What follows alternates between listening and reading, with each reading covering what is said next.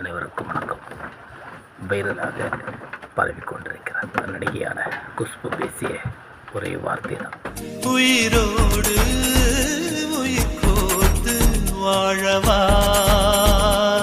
மகளிர் உதவித்தொகையை பற்றி அவர் பச்சைக்கா சென்று நக்கலாக பேசியதுதான் இன்று வைரலாகி கொண்டிருக்கிறது. குஷ்பு அப்படி பேசியிருப்பது தவறென்று நான் சொல்கிறேன். காரணம், மும்பையில் பிறந்து வளர்ந்த நீங்கள், தமிழ்நாடு உங்களுக்கு உயர்ந்த பதவியை கொடுத்தது, உங்களுக்காக சிலை வைத்தார்கள். இதெல்லாம் மறந்துட்டு பேசுகிறீங்களா குஷ்பு மேடம்? நீங்கள் அடிக்கடி கட்சி மாறுவது, அடிக்கடி கட்சி மாறிக்கொண்டே போகிறது.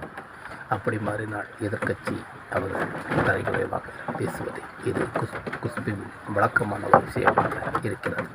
இதோட நிறுத்திக்க மாட்டார்கள். உங்களுக்கு கொந்தளிப்பு இன்னும் அதிகமாகவே இருக்கும். அதை நீங்கள் பிடிக்கத்தான் பார்க்க போகிறீர்கள்.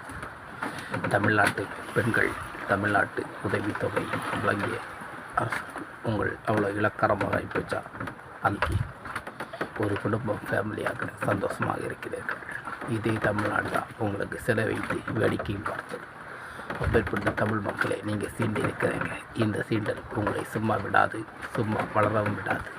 இந்த சர்ச்சை பேச்சு உங்களுக்கு சாதகமாக இருக்கவே இருக்காது. அதை நாங்கள் உறுதியாக சொல்கிறோம். இதை நீங்கள் பேசக்கூடாது என்பது தான் நான் நினைக்கிறேன்.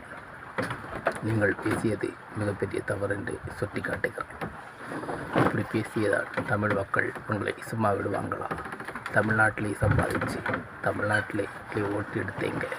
அந்த காசெல்லாம் நீங்கள் எங்கே கொண்டு போகிறீங்க? தமிழ்நாடு தான் உங்களை வாழ வச்சது, தமிழ்நாடு தான் அவங்க சிலையும் வைத்தது. பார்த்தா தமிழ்நாடு பிச்சை காசில் தான் நீங்கள் வாழ்ந்துருக்கீங்க. அப்படி வாழ்ந்த நீங்கள் தமிழ் இது நல்லதாக இருக்கக்கூடாது.